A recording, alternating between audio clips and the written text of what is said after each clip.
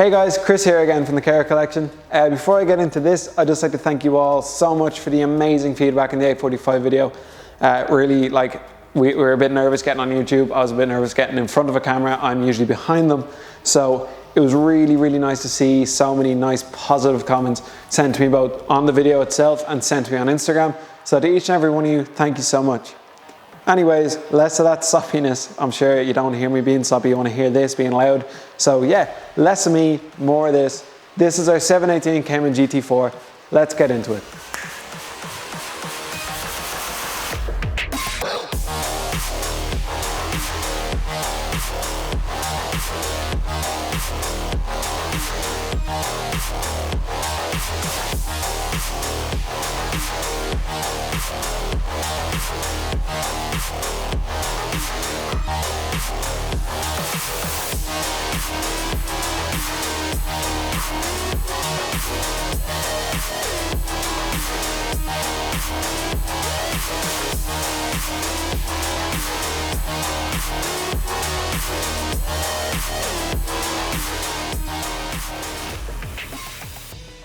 So the Cayman GT4 boasts a 4-litre flat 6 naturally aspirated engine with, of course, that all-important manual transmission. If you spec the manual, you actually save yourself £2,000, and the car is also 30 kilograms lighter. So I guess for the track, if you're really about weight reduction and if you don't want more of a burden on your price tag, then this is the way to go. But it also matches, of course, well, the colour and the manual. You'll see a trend in the Porsches we own here. I think this is just the platform we want to go with Crayon grey at the very minimum.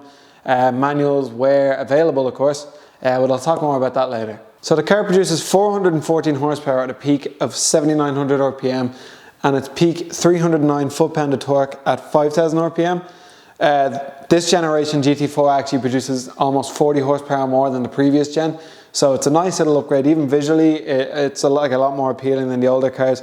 There was one locally, a silver one, and honestly, I saw it a lot. They're all going to be turn-head cars. They all have big wings on them, really, and that's all it takes for me, anyways.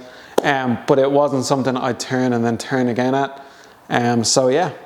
So the Cayman GT4 sits a full inch lower than the other Cayman variants on a much stiffer suspension. And trust me when I say it is a literal pain in the arse. Honestly, it's all part of the experience, but if you were going on a long drive, maybe consider something else. An article on Car and Driver said, if you see one of these on the side of the road, doesn't mean the car's run out of petrol. The driver's probably just taking a quick walk, just to stretch the legs, stretch the arse. I don't know, but sure, look, I fully agree with it. I usually get out of this shaking, with a numb bum. So yeah. So the aero pack on the GT4 allows for 50% more downforce in comparison to the older car, which assists in the creation of a 3.7 second 0 to 60 time, which is half a second quicker than the older car. But you know what?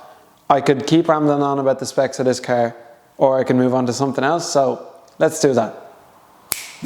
So this is the part of the video where I walk around the Cayman GT4 and complain about all the damage done to it, but it's only had one meticulous owner from new, apart from ourselves, and because of that, the car is absolutely spotless.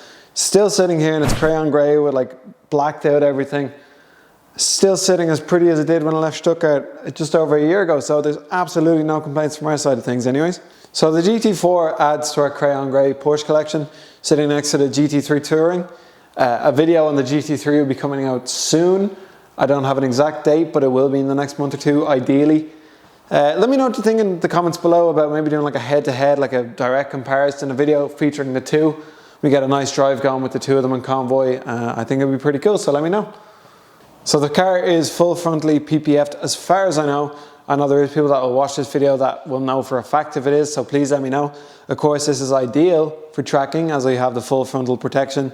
I just need to get onto Porsche and see how much a replacement plastic front splitter is, because there is a few GT3 RS owners in Dublin that just actively keep extra ones, because they're only, not really being a nice word, they're a couple £100, which is surprisingly cheap for what the car is. So that's enough of me walking around, getting my steps in and rambling about what I think might be on the car. Let's get into the car, let's get driving, let's get you guys some drive-bys, some engine noise. Yeah, let's just move on.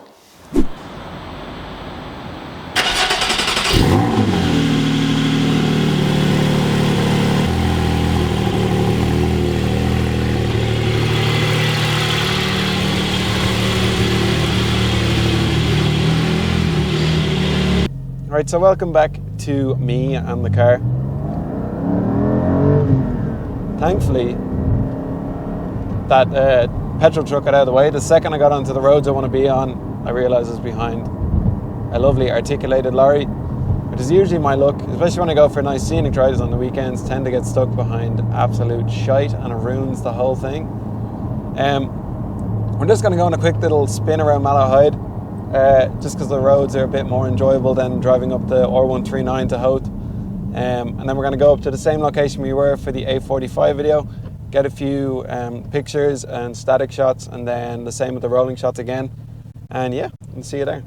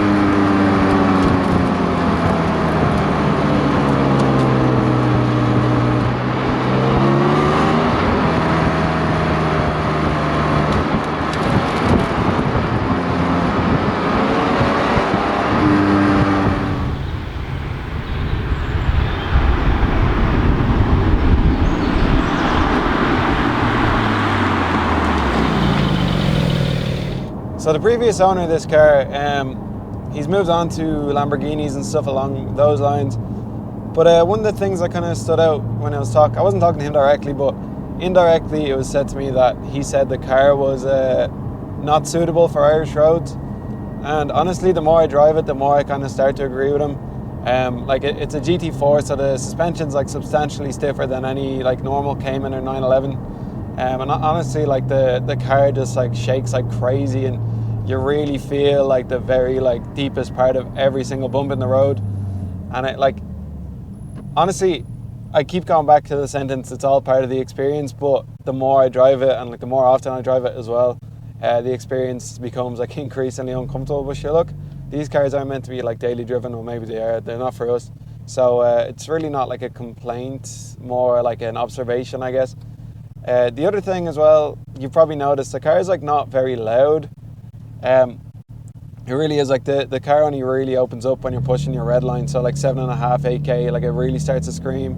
Kind of 4K, which we did on the M50 there, has a nice ring to it, but it's just not quite anything near like the GT3 you'll see in a couple of weeks. Has like a really nice tone to it, but it's a similar story. That car only really opens up in the higher revs, like pushing 7 or 8K. I've really only managed to open the GT3 up once or twice. Like it's not the easiest and safest thing to do, really. You'd really benefit from like just putting the foot down in first gear and getting your revs right up then, and then just because the cars, there's like so much power, and they're like road legal race cars as well, so they're like the experience, like even when you're in a traffic light and you kind of just go for it in first, like the back end really does swing out. Which I've experienced quite a lot, and like you don't intentionally do it. You're just like, you're driving the car like a normal manual car, and you forget that it's 414 brake to the rear wheels, and yeah, it's just a little bit terrifying. But you know what? As I always say, it's all part of the experience, probably. For my previous rant, I'm really egging towards, I'm just gonna go for it. I'm saying like an L, like it's gone out of fashion today. I'm really egging towards the fact that the car is like not remotely dailyable. Especially, I, before all of this, had a manual A3, and I purposely like got rid of it purely because I was in traffic constantly, and it just like, it's nice to be able to switch off. And that's what I like about the PDK and all that. Like if you want that full driving experience, you can throw it on the pedals or whatever, and then if you want to just cruise home, you can just throw it back in automatic. But honestly, this isn't the kind of car for that. This is something that you use every couple of weekends. You're used to your automatics, you're used to chilling out, and this has the full driver's experience. There's no not paying attention, there's no really cruising in a car like this. It's all very hands-on, which is really nice. However, in saying that, the car does have a frunk and a trunk. which is always nice, because the car is mid-engine, of course. So maybe at some point we should try and fit as much shopping in the front and show you how practical the car can be. Or maybe we could possibly get all of the cars together and have like a front comparison, like a head-on-head front. Might have to get some light people to get in the car so we don't break anything. See how many bodies we can fit in a non-murderous way. How many shopping bags, how many whatever, maybe some IKEA boxes. See how like genuinely practical a car like this can be. Because I know the Cayman is supposed to be the more entry-level Porsche, more affordable, more practical, more dailyable, but I feel like all of those words are like quickly removed when you throw a 6-speed manual in it and make this like suspension this stiff. And like, well, you can't even call this car daily really. Like, it has fabric door handles, it's like 6-speed manual, it's race suspension, it's not, there was no consideration really for daily driving other than the front and the trunk, which they're just taken from the other car anyways. So if you follow me on Instagram, I put up a poll the other day seeing if I hosted a car meet, would people be interested? And I was I'm left in a bit of a pickle here because almost 300 of you said yes. And I personally don't have access to a car park for 300 cars. Obviously 300 people might not be exactly 300 cars, but it's still, even if it's half of that, that's still like a crazy amount of cars for me to try and organize, especially with COVID. So maybe it's something we'd have to reconsider at another point. It's definitely something I want to do. I'd love to meet a lot of you guys, but a 300 car meet in the middle of COVID without access to any car parks really is the definition of unfeasible. But let me know if you have any links to car park owners or a car park you know that they won't kick us out or I'll get in trouble for hosting something like that, because it would be quite fun. So as I mentioned about the exhaust, it is quite quiet. Especially compared to the A45 and stuff, it doesn't really have the tones on the lower end as the other cars would have. But in saying that, it does have what I like to call a neighbor-friendly mode. We have a nice button in the middle that opens and closes the valves.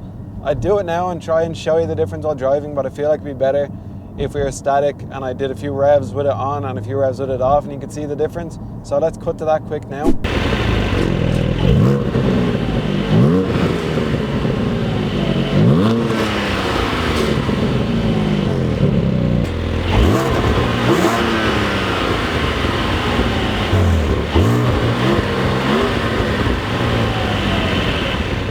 So guys, thank you all for watching. Let me know your thoughts in the comments below. Let me know what cars you want to see next. The GT3 is going to be on the road in the next kind of 4 or 5 days, as far as I'm aware anyways. So there will be a video on that very soon. If you want to see any of the other cars in more detail or more specific things about it, let me know. Follow us on Instagram, the link's down below. Our giveaway is sadly now over. Congratulations to the 2 winners. But there will be another giveaway around 2,500 followers. So keep your eyes out on that. And until next week guys, thanks so much for watching.